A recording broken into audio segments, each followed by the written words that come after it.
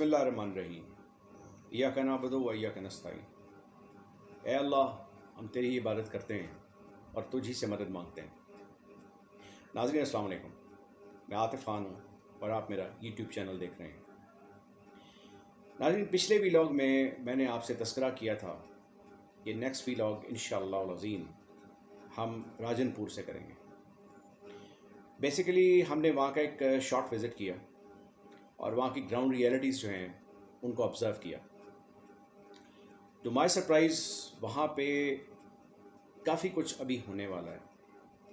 इमरान रियाज़ ख़ान और इस तरह के बेशुमार लोग इस पे काफ़ी काम कर रहे हैं, बड़ी मेहनत कर रहे हैं और इस जाँफशानी से काम करने का बुनियादी मकसद ये है कि वो दिल में इंसानी दर्द रखते हैं। इंसानियत के लिए उनका ये दर्द, ये हमदर्दी और अल्लाह का खौफ, ये वो चीज़ें हैं जो इंसान को मोटिवेट करती हैं। नाज़रीन, मैं तफसील से वहाँ पे व्लॉग करने का इरादा रखता था, लेकिन जब मैं वहाँ गया तो मैंने अंदाज़ा लगाया कि वहाँ पे हमें पहले टीम अप होके रिसोर्सेज के साथ जाना पड़ेगा और जो रियलिटी हम वहाँ दिखाना चाहते थे वो तो बेशुमार लोग आपको दिखा चुके हैं। उस पर बेशुमार व्लॉग्स बन चुके हैं, मीडिया पे इसकी कवरेज हो चुकी हुई है, इवन प्रिंट मीडिया पे काफ़ी कुछ छप चुका हुआ है। आप सबके नॉलेज में है कि सैलाब की तबाहकारी जो है वो इंसानियत को किस तरह तबाह करती है। इंसानी जानें भी जाती हैं, इंसानी रिसोर्सेज जो उनके पास मौजूद होते हैं, जैसे उनके मवेशी हैं, माल मवेशी भी तबाह हो जाते हैं। जो उनका रिस्क, उनका ज़रिया रिस्क यानी फसलें, वो भी तबाह हो जाती हैं, जो हो चुकी हैं। आपके शायद नॉलेज में नहीं है, लेकिन आम इंसान के लिए, आम बंदे के लिए मैं ये आपको थोड़ा सा अपडेट कर देता हूँ। आपके नॉलेज के लिए मैं आपको ये बताता चलूँ कि फ़सलें जो वहाँ पे कट चुकी थीं, गोडाउन्स में चली गई थीं, यानी गंदम की फसल, उसका दाना जो बोरियों में बंद होता है वो सारा तबाह हो गया, पानी में बह गया या ख़राब हो गया। इसके अलावा जो चावलों की फसल थी, धान जिसको बोलते हैं, वो ऐसी फसल जो खड़ी फसल थी, खेतों में मौजूद थी, वो पानी के अंदर डूब गई और नतीजा ये हुआ कि वो बर्बाद हो गई। और कई चीज़ें थीं, सब्ज़ियाँ थीं, दीगर अजनास थीं जो वहाँ पे काश्त की जाती थी, वो सब पानी के अंदर हो गई।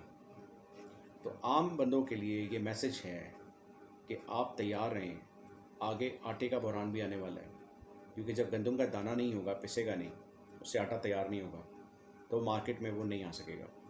लिहाजा आटे का बहरान आने वाला है। दूसरा बहरान वो सब्ज़ियाँ हैं या वो फल हैं जो ख़राब हो गए, जो तबाह हो गए हैं, उसकी भी कीमतें आसमान को छुएंगी और आम आदमी पिस जाएगा। ये होती है सैलाब की तबाहकारी। अब जो लोग ये सोचते हैं कि सैलाब की तबाहकारी किस तरह की है और आया उससे कितने लोग मुतासिर हुए हैं, नाज़रीन, इससे लाखों नहीं करोड़ों लोग मुतासिर हुए हैं। कुछ लोग ऐसे मुतासिर हुए हैं जो ज़मींदार थे, जिनकी फसलें खड़ी थीं, उनका सब कुछ तबाह हो गया। कई लोगों के माल मवेशी थे, ढोर डंगर जिसको आप बोलते हैं, वो ख़त्म हो गए। कई लोगों के घर बह गए, अब वो दोबारा घर बना के उसमें रहने के काबिल नहीं रहे, क्योंकि उनके पास रिसोर्सेज नहीं हैं कि दोबारा से वो घर तामीर कर सकें। हमारी टीम का प्रोसेस ये होगा कि हम उनको रिहेबिलिटेट करें, उनके जानवरों को, उनके मवेशियों को इलाज मुआवजा करके इस काबिल करें कि वो दूध दे सकें, वो आगे प्रोडक्शन दे सकें, मीट प्रोडक्शन के लिए भी वो बेहतर हो सकें। क्योंकि जो एक बीमारी उनमें फैली हुई है वो ऐसी है कि जिससे उनका गोश्त भी खाने के काबिल नहीं रहता। बहरहाल मुख्तसर ये कि मैंने अंदाज़ा लगा लिया कि वहाँ पे जब तक हम पूरी टीम विद रिसोर्सेज नहीं जाएंगे, जब तक वहाँ पे व्लॉग बनाने का फ़ायदा नहीं है। नाज़रीन, अगर अभी तक आपने मेरा चैनल सब्सक्राइब नहीं किया तो प्लीज़ इसको सब्सक्राइब कर लीजिए, ताकि मेरा और आपका रिश्ता जुड़ा रहे और इसी तरह आपकी खिदमत में हाज़िर होकर मैं आपके साथ शेयर करता हूँ।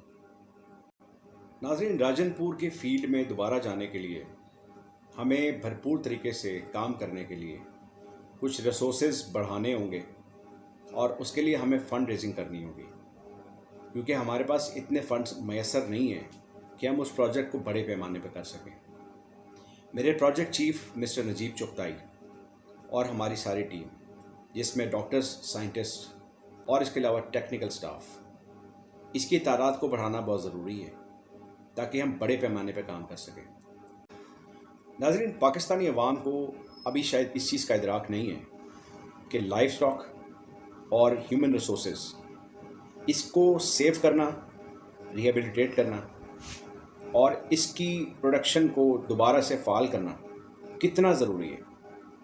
آپ اور میں، ہم جو اشیاء ضروریہ بازار سے خریدتے ہیں، جس میں اجناس ہیں، گروسریز ہیں، دودھ ہے، مکھن ہے، گھی ہے، یہ چیزیں جو یہ ہیومن ریسورسز ہیں، ان سے پیدا کی جاتی ہیں۔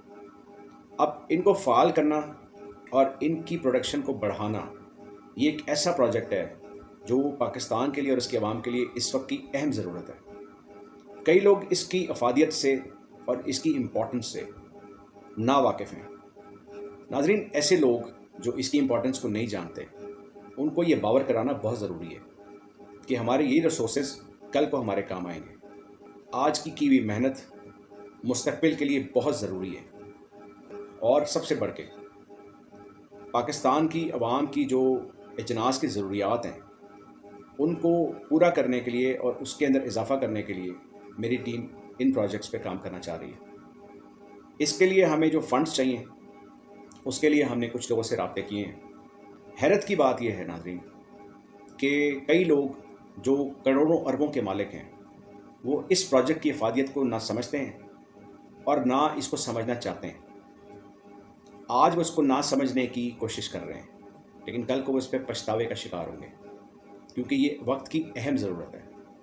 ان چیزوں کی سروائیول اور ان چیزوں کی پروڈکشن کو بڑھانے کا جو پروسیس ہم نے سٹارٹ کرنا ہے، وہ پاکستان کے لیے نہیں بلکہ اس کے عوام کے لیے بھی بہت ضروری ہے۔ اور اس کی اہمیت کا اندازہ آپ اس چیز سے لگا سکتے ہیں کہ جب کل کو بحران آئیں گے مختلف اجناس کے، مختلف پروڈکٹس کے، اور جب عوام الناس پریشان ہوگی تو کچھ اثر امیروں پہ بھی آئے گا۔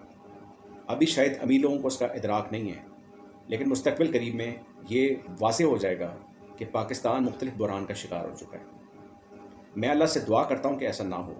میری خواہش ہے کہ پاکستانی عوام اس چیز کو انڈرسٹینڈ کرے کہ یہ وقت کی اہم ضرورت ہے، اور جو ایسے لوگ مخیر حضرات اس میں اگر ہماری ہیلپ کرتے ہیں اور اس چیز کو انڈرسٹینڈ کرتے ہیں کہ یہ کتنا ضروری ہے، تو ہمارے پروجیکٹ میں اللہ پاک کی کرم نوازی سے اور ان لوگوں کے تعاون سے آسانی بھی پیدا ہو جائے گی اور بہترین سکسیس بھی انشاءاللہ ہمارا نصیب ہوگی۔